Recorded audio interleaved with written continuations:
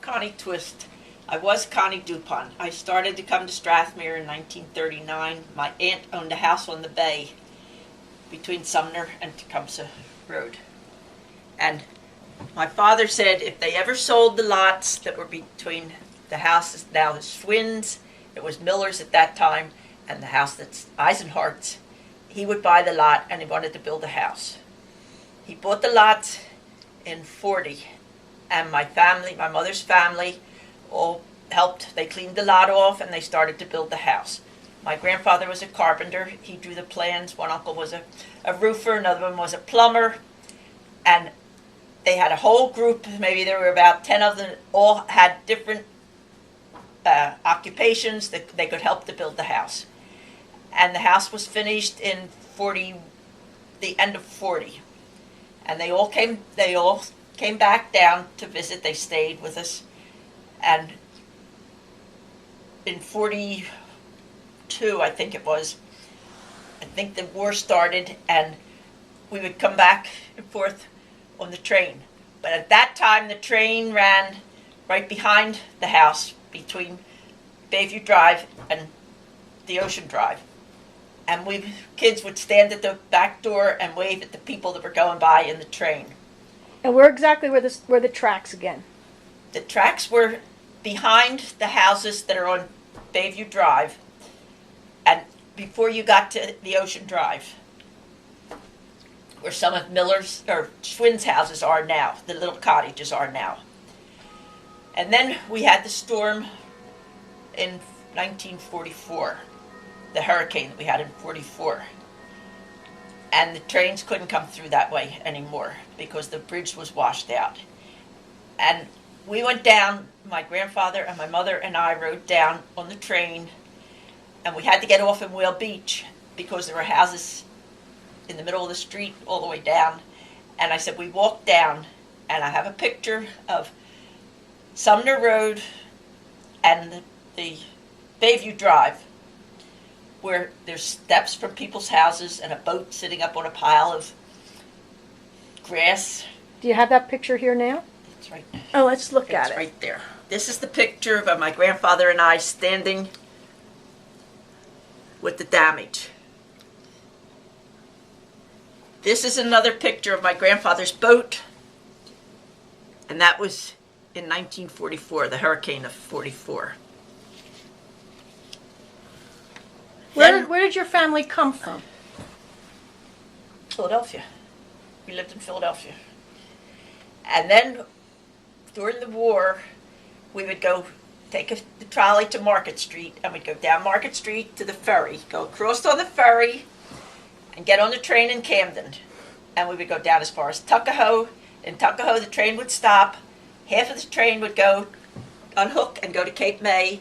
They would bring another locomotive in, and they would take us over to Ocean City. And then we'd come over from Ocean City on the bus. And we'd go home the same way. We would be at Tompkins' store, which probably a lot of people don't remember. It was a grocery store, and they had a gas pump there that they pumped the gas up into the top of the tank when you needed gas. For people that could have gas during the war, had cars, had the stamps to get the cars. And How did you get stamps for World War II? How was that done? I don't remember. I wasn't that old. I don't remember how. Do you remember how they would get stamps, Donna? It was through the government. It was through something with the government that you could get stamps. Okay. And then we had the house and the family was there. And as we got older, we had our little group of friends that had houses there. And in fact, to this day, a lot of us are still, if we're still around, we're still friends. Mention who those individuals would be.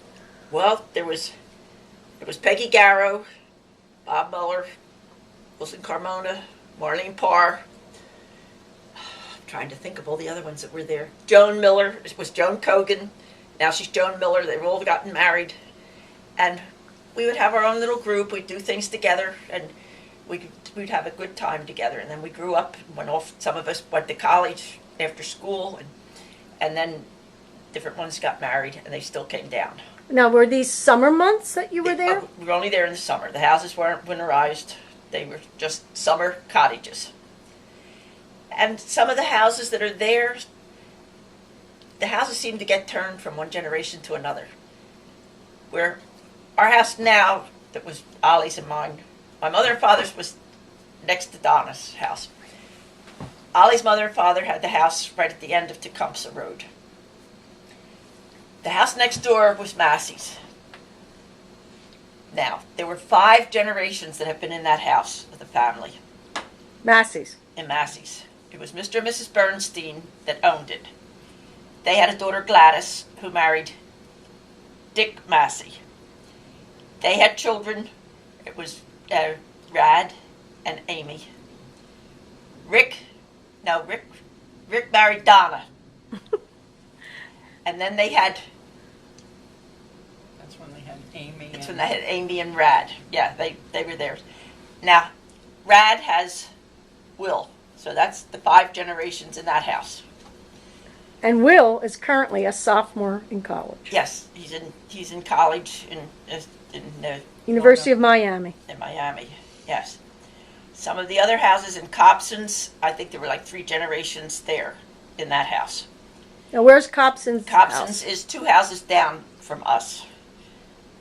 It's, I think that'd be maybe 3. From the It's Twist about house. 4, it would be about 404 Bayview Drive. When did Ollie's family start They going to s- that house? And did they build it, or how did that come No, about? they rented houses. And then that house was up for sale, and he bought that house, and I think it was in, I can't remember what year it was in, but Ollie's dad. Ollie's dad bought the house. Was that Jimmy and Rose? No, Jimmy and Rose had the bar. Oh yeah, talk about that. Ollie's uncle, Jimmy, had the bar, had Twisties. And then, I'm trying to think. Is that how that bar got its name? Yes, yes, and he had Uncle Jimmy had the house until, or had the bar. I guess it was until the '60s, and then he sold the bar. And Carol, I'm sorry, I left Carol out. Carol, Twist, and I were friends, so I knew Ollie from years, but there was a little bit of an age difference, a couple of years age difference, and when you're growing up, 2 or 3 years difference makes a big. And who is Carol? Carol was Ollie's brother. So, I'm sorry, erase that. Carol was Ollie's sister. Right, and she was your contemporary. Yes, she was mine. She was my friend, and that's how I got to know the family. Right. And then the family grew bigger, and the different ones had left and built the houses of their own, and my mother and father still owned the house. And they kept it until my father passed away, and then when my mother passed away, I inherited the house. But we had the house on the bay because when Ollie's mother and father passed away, Ollie inherited the house. So that's how we got the house on the bay, and my mother and father's house was sold. But they didn't tear it down, my mother and father's house. They kept it up, and it was nice because there were so many memories of all the family working in there to build it. It's put on pilings now. Well, now it's been raised. Right. They raised it up, but they haven't torn it down. No. Correct, right. And I've just made so many friends down there. And there's so many things that I could go on probably for hours, but I don't want to go on that long right Right. now. No. What was a typical day like when you were growing up in Strathmere in the summer? Well, we'd go to the beach, and most of the ones that were the fellas that went around with us, they were lifeguards. There was, the Walshes, there was Johnny Walsh was a lifeguard, Johnny Festman was a lifeguard, Wilson Carmona was a lifeguard, Bob Muller was a lifeguard. All Strathmere And they're all lifeguards. Strathmere lifeguards, yes. And several of them married each other, and that was, they've had families, and they've been coming down there for years too. The generations just keep coming back to Strathmere because it's such a good place, but it has changed so much in the last few years that you ride by there now and you're not sure. Just the old houses, most of them are gone, Yeah. but What was a typical evening like? starting with when you came off the beach? Well, sometimes at that time we had sand dunes, and we'd all get together, and if we could have a beach party, we'd have to get a permit from Mr. Brown. He sold permits, and we had to go up, and it was $10 for a permit, and we'd have soda. That was all. Those days, that's all you had was soda or hamburger or hot dogs. And he would come back, and everybody had to be out by 12 o'clock. And he would come back the next morning and make sure that everything was cleaned up and there wasn't any mess, and then you would get your $10 back. And there are no more sand dunes. In fact, half the time we don't even have a beach. Right. But we would get together, we'd meet at different people's houses, we'd play cards, we'd play games or something like that. And then the lifeguards always had a lifeguard dance right before they would go off in the end of August, and they would have it at the Deauville. And that was on a Thursday night before Labor Day. They would have that, and everybody would go to the lifeguard dance. Did you have to have a date, or how did it work? No, you just went to the dance, and the whole group was there. And then a lot of the houses, the grown-ups would have a party over the weekend. They would have a party at one of the other houses. They would get together. The kids got together on Thursday night, and sometimes the parents got together on a Saturday night, because the parents more or less all knew one another. And that's what we did. And I can remember that Joan Miller had a car. We used to all pile in the car to go down to Vince's to get hoagies. And where was Vincent? Vince's was in Sea Isle. And we would go down there and get the hoagies and bring them back, and we'd eat them either in somebody's house, or we'd sit on a pier or something and eat the hoagies. And that was our teenager years growing up down there. And Ollie and I got married, and So you met Ollie down there, but he was a little older. he was a little bit older. He had been in the service, and then he came home, and we just met. And he asked would I go out with him, and I went out with him, and we wound up together. That's right. It's history. Yes. So talk about the twist house that was knocked down. The twist house that was knocked down, we found a picture in a drawer that had been left there in a closet that was part of the house. And it was a steamboat license for a Mr. Johnson that was there. And it was dated 1917. But we also have some pictures that were taken, I think it must have been back in about 1907. And there were only a couple of houses along the bay there. And the twist house was one of them. But at one time, it had been turned around, because the living room was facing the bay, and the kitchen was facing the street. And the peak on the house that towards Massey's now, that was now, when it was still standing, was on the other side, towards what is now Rutherford's house. So it was turned around, and both porches were enclosed. They had been open porches, and they were all enclosed. And the house had an enclosed front porch, a good-sized living room, a dining room that Ollie's family used to sit around on the weekends. On Friday and Saturday nights, they would play poker, but only for a penny. They didn't go into a lot of money. They only played for pennies, and that was every weekend that they would get together, because Ollie's uncles rented some of Schwinn's cottages, and the family was together, and they would get together on Friday and Saturday night. And where did Ollie's family originate from?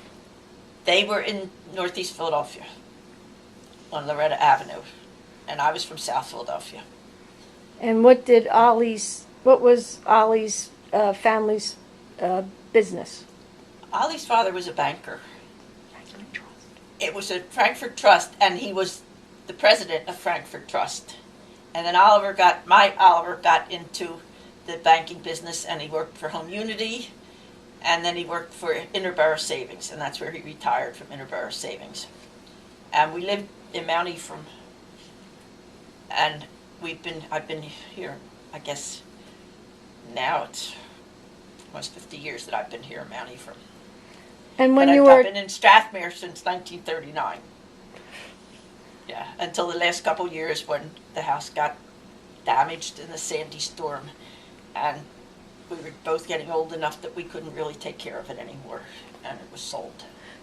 When you were younger, growing up in Strathmere, how did the season begin? Did you all come down with your mothers and fathers came on weekends? How did that operate? Some of them stayed all summer, and their fathers, Mr. Garrow, he would go back and forth to Philadelphia to work on the train every day. Others, we just came down on weekends, and we were together on the weekends for the summer. But some of them, if they had grandparents that could stay all summer, they stayed with the grandparents. But a lot of us came just back and forth on the weekends. We were almost like weekend warriors. Mm-hmm. What were the meals like? What kind of meals? Well, Like typical dinner? well, what you would have in a regular house for dinner? You know, you'd have cooked meals. You'd have a cooked meal, and when my family, when they all came down to the house that was my mother and father's, they would set a long table up in the living room, and sometime there might be 12 of us around the table, and we would all sit there and get along together and talk together, and the wives prepared the food.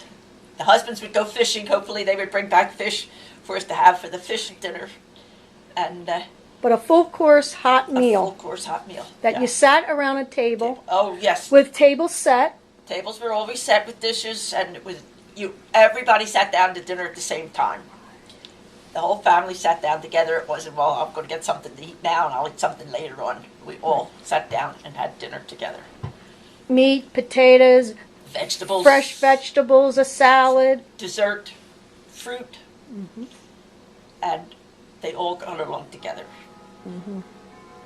In fact, at one time I think we had 8 Jimmies in our family, the name of Jimmy's, and everybody had to have another name attached to it, their middle name attached to it. So you either called for Jimmy, you either got nobody, or you got 6 or 7 or 8 of them that they answered the call. But that's family history. That's not really Strathmere. Now, how about boating and the bay life? Talk a little bit about the bay life. Well, we had a rowboat, and it also had an outboard motor on it that the men used when they would go fishing. And sometimes most kids would just take the boat out and row it up and down the bay. Or my grandfather would go out, and an uncle would go out fishing in the morning and see what they could catch and bring it back. And it wasn't, nobody had big outboard motor boats. They didn't have big outboards. No jet skis. No, but we did. Horace Laurelier lived down the street from us, and he had a seaplane.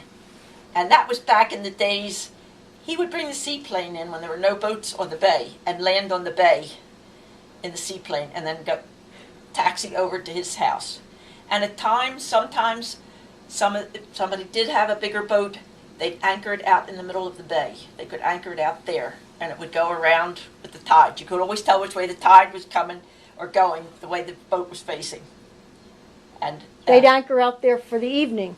they would anchor, yes, the evening, or they could leave it there during the week if they weren't there. It would be there all week because there wasn't that much traffic on the water at that time. It was the old bridge. It was the old bridge you could hear coming across. It came across in front of the Deauville, and at night you could lay in bed and you could hear the bump, bump, bump, bump, bump if the cars were coming over the bridge.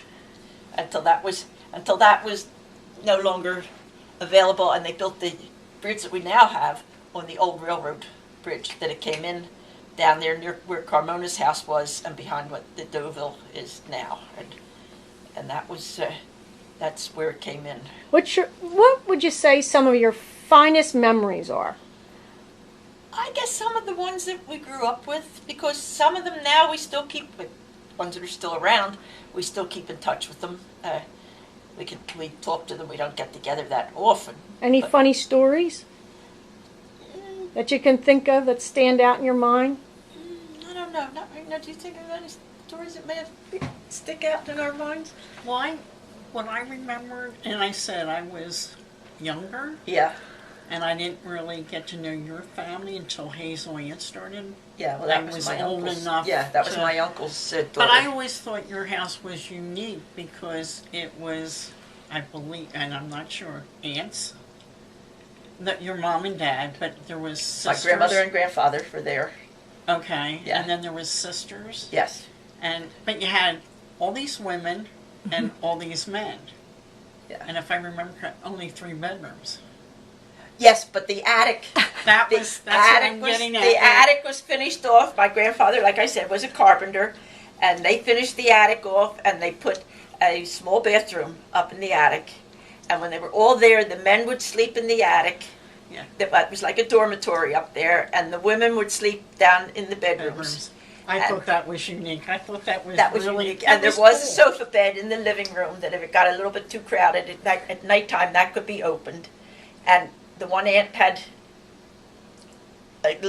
small children, and they had a crib in one of the bedrooms for the baby to be in the bedroom with the mother and my mother and the baby's mother.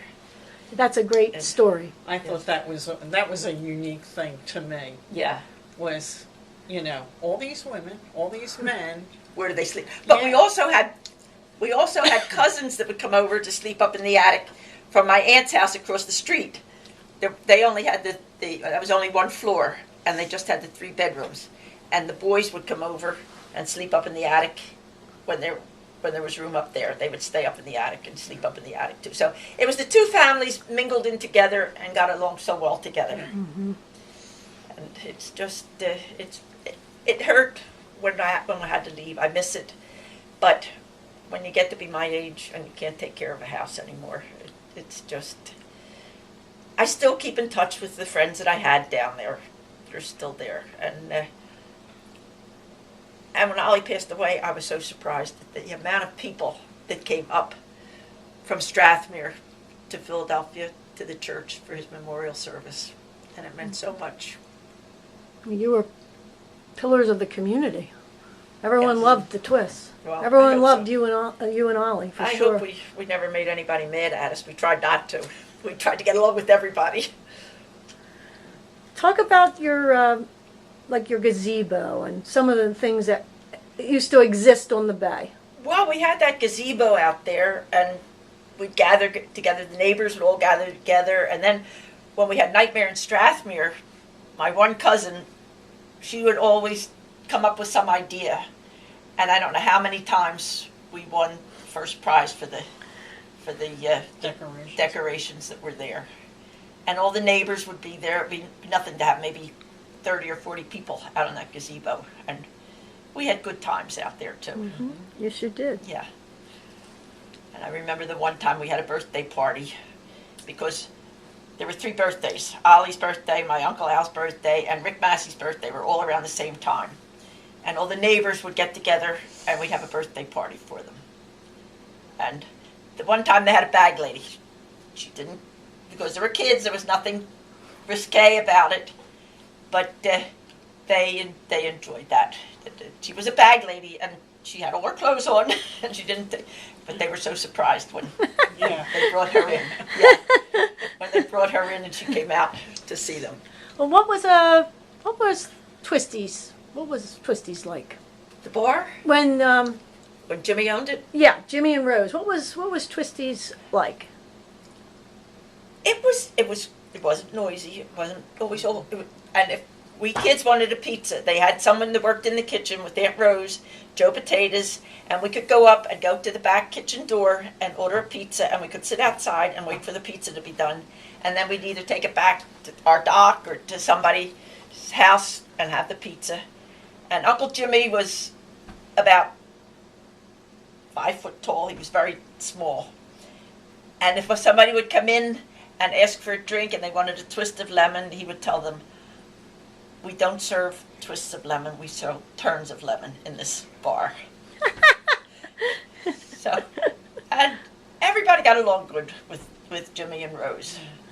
And Was it a gathering spot? it was more of a gathering spot later. Well, people would go in there. Yes, they would go in and have a couple of drinks and eat. Aunt Rose was a wonderful cook. She cooked very good food.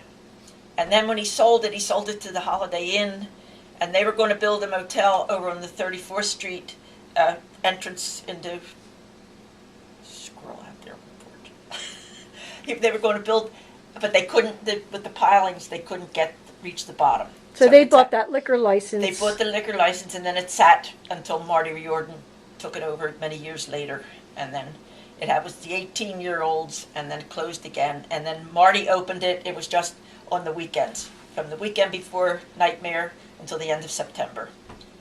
And it was a gathering place. Everybody, whether they drank or not, they would go up and meet and discuss what they did, what happened during the week. And it was just, it was a gathering spot on Friday night when the people would get down. For the locals. Yeah, the locals. Yeah, there weren't too many So outside. you knew when you came down, you'd change your clothes Get probably up, and yeah. go Yeah. down to Twisties? Well, Ollie worked for the bank, and sometimes we didn't get down there. Well, after he retired, we got down there earlier. But a lot of times, we didn't get down there until maybe 10 o'clock at night, and then by then we didn't go down to the bar. But after he retired, and some of the others had retired, some were still working. Well, Donna would go up with Dick and Jane, Yeah. and Yeah. Ollie and I, and we'd stand and we'd talk to the different ones as they would come in. How was your week? What happened, or things like that. And it was just like one big happy family. So you pretty much knew everyone when you'd Yes. go to the bar. Mhm. And what was I mean, we didn't stay at the bar all weekend. We'd maybe stay about an hour or Yeah. so, and then But it was local. It was strictly locals. There was no outsiders. And describe the beach as a kid and as an adult and as of now. I wasn't really too much of a beach person. I would go to the beach, but I would rather be out fishing in the boat. We had a boat that we went fishing, and a lot of times I outfished some of the men. They didn't like that. They didn't like that too much. But I enjoyed fishing, and we would fish off the dock. I don't know how many fish we had caught off the dock. And I remember the one night Ollie caught himself a striper, and he was so proud of that. In fact, we took a picture, and the picture is still on the refrigerator with the smile with him with this striper. And it was, but at times the water would come up, it would back up through the storm drain, and it would almost be like living in a houseboat right there, because the street would flood, and it would go back to where Donna's house is too, and you have to move your cars up to higher ground. Where did you used to move your cars? We'd move it back behind what used to be the Andrews house. The people by the Farrells had owned it.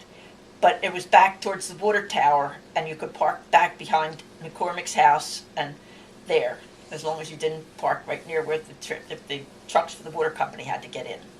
And that was high. Usually didn't get back that far. If it was a bad storm, you pulled up anchor and you left and went home. But the Sandy hurricane, we had 18 inches of water in our house. And your house was how many feet off the ground? It was far off the ground. Maybe about 5 feet off the ground. I- It never, in any of the other storms, the other hurricanes or the storm of 62, the water never got in the house. But Sandy, it got in, and it was 18 inches. And everything in the first floor had to go out at the curb. The carpets had to be taken up. The walls had to be taken out. And all the furniture and appliances were wound up out at the curb. And who was there to give you a hand? Well, we called ServPro to come in to do it, and they more or less got rid of everything for us. But the kids, Ollie came down, and young Ollie came down, and Sharon came down, and some of our friends came down to help us to clean up some of the mess. And some of the guys in town do some of that work for you then? Like Billy Herr? Billy Herr came in. Billy Herr. And Mike McNally. Mike McNally did our kitchen over before the storm, several years before the storm, and he did a terrific job on the kitchen. And he also found a leak that was up on the roof, that we had when the addition was put on the enclosed porch in the back, somehow or another there was a door up out of the back bedroom to go out onto this outside room, and it leaked, and the water would leak into the kitchen. And Mike McNally was the one that found how to correct it. We even had roofers come in and do it, and he found out just where it was, and he was able to get it fixed for us, and he did a terrific job on the kitchen. How And many? he did other work for us. He put lights out on the dock for us. He ran electrical wires. He was an electrician. He was a licensed electrician, and he put lights out on the dock for us, that we could have lights out there, lights to light to catch fish, to fish at nighttime off the dock to try to catch the stripers that And weak fish. the one year we got quite a few weak fish out there. Yeah, but the striper was the one that was Ollie's dream. That I caught one time, but I fought it for about a half an hour and it broke loose. So I was tired when it broke loose. But no, we had many happy years. I miss it, but I just, at my age, I don't like to drive too far by myself. No. Donna, you have some good stories about when you were teenagers there, and how the mothers would get together at night and put on different parties and such. It was my mom. We had, when I was at my younger age, like, I think I was like 6, 7. My brother was 2 years older. And in our area, there was like 5 families. They each had 2 children. They were either my brother's age or my age. So there was 10 of us. And for many summers, we kind of hung together and did things together. And on weekends, when my father would come down, he would stop at a produce store and get like watermelon, fresh vegetables and stuff. We'd always make sure he had a watermelon for the gang. And we would go out on somebody's dock and have like a watermelon party. And then during the week, each for 5, 6 weeks, my mom would come up with these crazy ideas and have 10 kids come over to the living room and dining room, sit around the dining room table. She'd either make popcorn, fresh popcorn, French fries, homemade, pizza, and she came up with these different ideas, and the kids would come in. We never knew what we were going to have. She would come up with some idea and just make until the kids were said, we had enough, we're full. So this was your nightly activity. Yeah, kind of, you know. Who were the kids that you would say were in your gang? Okay, it was Massey's, 2 boys, Rick and Dave. In the mini box, which is a little house next door to the Massey's, there was 2 boys that used to come down with just their mothers. And one was my brother's age, one boy was my age. And then there was Stevenson's, where it was 2 girls, Blair and Reed. Blair was my brother's age, Reed was mine. And then across the street was the Whalens, Mary Ann and Rudy. And Mary Ann was my brother's age, and Rudy was my age. So it worked out really nice for a number of years. We had 10 of us that just, we did things together. We had boats, we'd go over the sandbar, maybe scrape the bottom of the boat or just fool around, have mud fights. And one night, we were having a good time over there with a mud fight, but my father called us. He had a whistle that you could hear, unbelievable. And we'd be over on the sandbar, and my brother and I would hear this whistle and say, we gotta go, that's done. And we'd go back over to the docks, and we came in. Boats were muddy, we were muddy, and my father just looked and he shook his head and he said, oh my God. And he came out with this dirty 10 gang, and we were a mess. That was kind of a fun thing. What years were these approximately? Probably in the mid-50s. Okay, good. Early 50s, mid-50s. And Massey's had a pool table. Stevenson's, the grandfather had a house next to their house, and over their garage they had a pool table. So that was a place, rainy day or something, we could hang out there and, you know, have sandwiches. You know, Mom would make sandwiches, play pool, goof around. And that's kind of, you know, Talk about the Massey fence painting story. oh. My mom did all these parties at night and stuff. Well, one day we went out, Massey's couldn't play. Rick and Dave had to paint their fence, which was all around the front of their house to the round back, and their whole pavilion had the fenced in railings and everything, and they had to paint it. They couldn't do anything with the kids till the painting got done. Well, there was a group of kids that wanted them to play, so we all went home, got empty buckets and paintbrushes, came back and kind of split up the paint, and we all took sections and painted the fence and helped. Well, instead of Rick and Dave having to take a week or more to paint this fence, a couple days it was done. So nobody said anything. They let us go. And a couple weekends after that, Mrs. Massey got her station wagon. She had a station wagon, got it out of the garage, told the kids to be back at the house by a certain time. She piled all 10 kids in her car, took us down to Stone Harbor. We saw a movie, and then after the movie, we went to Spencer's ice cream place in Stone Harbor. And that was our reward for painting, helping her kids paint the fence.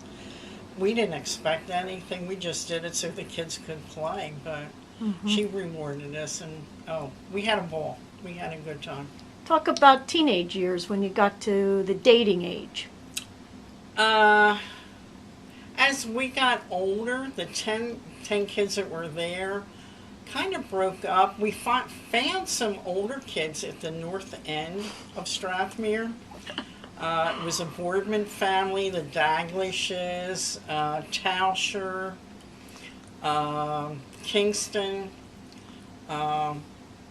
There was Cheryl. Eisenhart. No, Cheryl Eldridge.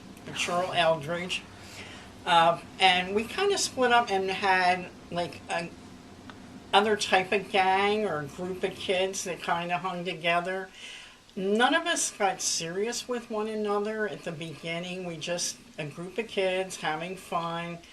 The older kids starting getting jobs like over at Shriver's in Ocean City. Some kids were, doing other things. But Lifeguards. There was a couple that Jerry Kidd lived down at the end of Tecumseh. He was a lifeguard. We didn't see him too much, but he did come around once in a while. And as we got, like I said, as we got older, then it was old enough to go to college, get real jobs to earn money. Then some of the kids got more serious, dating one another. Carol Kingston started, and Charlie Tauscher went in the service, and Carol started writing to him. And I'm not sure, but when he came back, I think it was dating, and then eventually they got married. I dated a boy that used to come down on weekends, and it only lasted not quite a year, and his best friend, Leroy, I ended up starting to date him, and ended up marrying him, so that was my husband. Talk about how that evolved. Well, Lee and I kind of had a friendship of, when it first started, we kind of teased one another more so, and chased one another around the car, his convertible usually, and what have you. What age? That was when I was going on 16, 17. And the year of graduation, we both had graduated the same year. During that summer is when we kind of got serious. saw each other and what have you. And it all started with Ocean City's Night in Venice. night in Venice. And the boy I broke up with, everybody was going to go in his boat over to Ocean City Night in Venice. Well, Tom and I were not getting along, so that was not part of my idea. And Leroy had made a very small 15-foot, just a small boat, and it really was big enough for two. So he kind of said, do you want to go over to the parade with me? And I'm like, yeah, all right. Because my girlfriend, who liked one of the other boys, she couldn't go anywhere unless I was there. So Diane went with Tom over with him in his boat, and Lee and I went over in Leroy's boat. And when we came back, we decided to go down to the charcoal house in Townsend's Inlet, which was kind of a hangout for teenagers. We got, milkshakes, steaks, whatever. And then Sunday came, he had to go home and work. And during the week, his brothers brought me a note that Leroy had written. They brought it up to me, and when I opened up the note, it was to ask if I wanted to go to a movie Saturday. I just kind of looked at the note, and I was like, I'm thinking to myself, okay. And the boys just kept staring. He had twin brothers, and they just kept looking at me like, finally they said, well, what are you going to do? And I'm like, oh, I guess you read the note? And they said, well, of course. So I said, well, I'll call your brother and tell him. I said, you'll have to find out from him. So really, the night in Venice was the first date, and then once that started, we started seeing each other weekend and whenever we could, and eventually it led to engagement marriage. So. And 2 children. Oh yes, the 2 girls. Yes. Oh yeah, we had 2 children. Yeah. And now I have a grandchild, so yeah. It was a very good marriage. And you were on the bay too, right? No. Leroy his grandfather had a house right next to Twisty's. Okay. And they were on the bay. And that leads into, could be another story. As kids, they hung out on the bay. It was either like Andrus's dock, Leroy's dock, or Diane's, up where she lived, they had a dock. But most of the time we were on Leroy's dock, and his mother was a trooper. She didn't care that the kids were there or not. We'd jump off the pier and just swim around and have a good time. And she was one that if you were sitting on the dock and kind of watching the other kids or something, she had no qualms coming out the back door and just kind of pushing you, and would push you in the water and go, like, okay, and she'd like clear the decks. And we'd just sit there, be in the water and go, oh, that was Mrs. T, how could she? But she was really good with the kids. We had a good time, just growing up. Connie, you have a few pictures here. Let's take a couple and describe them. First, let's show me a. That was the. Okay. What was that? That was the house. That was the house that was being built. This was What house? my mother and father's house. It's DuPont. 405, the DuPont house. Okay. This was the ones that had worked on it all year to get it finished. And what year was that approximately? I would say it was finished in the end of 40. We moved in 41. This was when it was a little bit further finished. Oh, this one was my grandfather going into the house, and I was sitting on the front porch with Duty May. Her father had the boatyard down where the motel was. There was a boatyard he was a there? boat builder. Yeah. and he had, I think, one of the ones that I had seen that showed the boat that he had built in that. And then he gave up boat building. And their last name was? May, M-A-Y. This was, let me see, that's the back There were of a it. number of Mays in town, right? I think there's only one. No, Johnny May lives down in the house down on the bay. That was the grandson, I think, lives there now. The son, John. Which May built our old house on Willard Road? There was a May who built that house. That was a relative of theirs. That was a relative of theirs. And this was the house when it was just about finished. Almost finished. So cool. I don't have a small one of the one that's upstairs, I think, the one that's finished now. These are all the ones doing the work. Oh, this was a picture of the bay after I think this was after the hurricane, where the docks had all washed away. The houses on the bay. That's cool.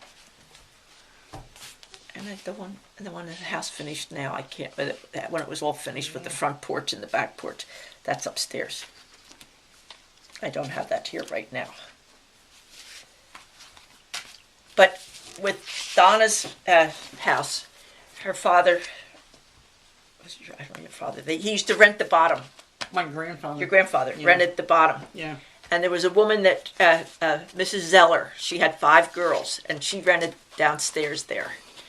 And one of the girls is Joan Weeks. She Yeah. married Don Weeks. Yeah. And after he came out of the service, the house that's on the corner of Ocean Drive and Tecumseh, that has the 5 gables. the gables, Joan and Don built that house themselves. So she started out, and she grew up in My the house. summers She- on next the door. other corner. No, there. No, Between my mother and father's house and their house, Tecumseh the and house, Bayview. that was their house downstairs. They rented They out, rented our apartment for and then they had years. Eric. Yeah. Eric was their son, and he still comes down to the house. So just for clarification, because I think we take this for granted, the Zellers would rent from your grandparents. Right. It was For- Mrs. Zeller. Mrs. Mrs. Zeller Zeller and her 5 girls. girls would come and rent your grandpa's For years. for years for on years. the first floor. Yeah. And that would be a seasonal rental year after year after year. So Right. those people became part of the fabric of the community. Right. Yeah. Sue was one of the ones that went around with us too. I forgot about her. Yeah. Yeah, she was our age. And she's still in. Any idea what She rents were married- like? What kind of a rental you would have to pay for an entire summer I at have the no clue. Oh, and I know something else that I thought about during the war. Second World War? Any houses that had windows that faced the ocean, Oh. they had to be covered with black cloths that no light would shine through out to the ocean, because there were German ships that were going up and down the bay. And I can't remember the man's name that came back after the war and built the motel down there. It was in Whale Beach, or was that Sea Isle? It's It was right right on the. there. It's And in now Sea it's- Isle, right but on the border. After of the Whale Beach. hurricane, he moved it across the street. Yeah. Or it was after 62, I guess. He moved it It was across the the street. 62 storm. And And he was a German. he was German. He had said, "This war's over and I'm still around. I'm coming back here." And that's what he did. He came back and he built the motel. So unbeknownst to anyone, he actually landed on our soil during the war. I think it was after the war. It was after the was war. after the war. Came He came and back. Actually, And- he Is it true that he landed and went to the Deauville for a drink? Oh, I don't know about that. I never haven't heard. heard I that. didn't hear that. I didn't hear that. I've never no. heard that. I I know- only know is he was either in a submarine. I think he was in the submarine. Yeah. Submarine, and he used to go by and just say, "Someday I am going to come back to this." You know. This And the Coast area. Guards, they walked dogs up and down Yeah. the beach to make sure that nobody jumped ship and came in. Yeah. And they built a tower right up at the point. But that washed away in the storm of 62. No, they ended up taking that down. Well, I think it was undermined, and they took it Yeah, down. yeah. It was undermined because they would have somebody in that tower all the time. Yeah.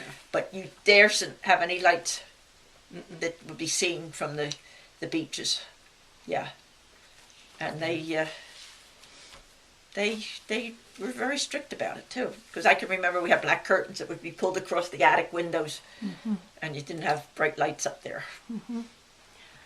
Donna, talk about living off the land a little bit. Oh, growing up in Strathmere in the summer, and it was like right after the war, early 50s, mid 50s. My grandfather, Dad would come down from work on weekends, and we had a boat. And my grandfather, it would either be go fishing, go crabbing, go clamming. But we knew, my brother and I knew, whatever we were doing that day, that was going to be supper that night. Yeah. No qualms about it. You know, if we had clams or we were clamming, we were going to have clams somehow. Fish, same thing. Go home, clean the fish, and it was being fried up for dinner. So that's kind of how you had to live as cheaply as possible. And I know my father and grandfather both worked at Mobil Oil Company in Paulsboro. And I think that's where they got their gas from.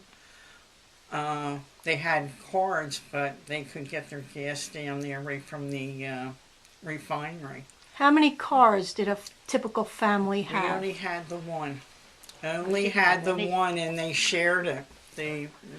How many families shared that car? My father, and my grandfather shared one car. And your grandmothers? My grandmother, well, my mother, her mother was separated, divorced, and she worked for Bell Telephone. She didn't come to the shore, but my grandfather, my grandmother Eisenhart, started out to be, my grandfather bought that house that we lived in, and then was willed to my father, and then my father willed it to me.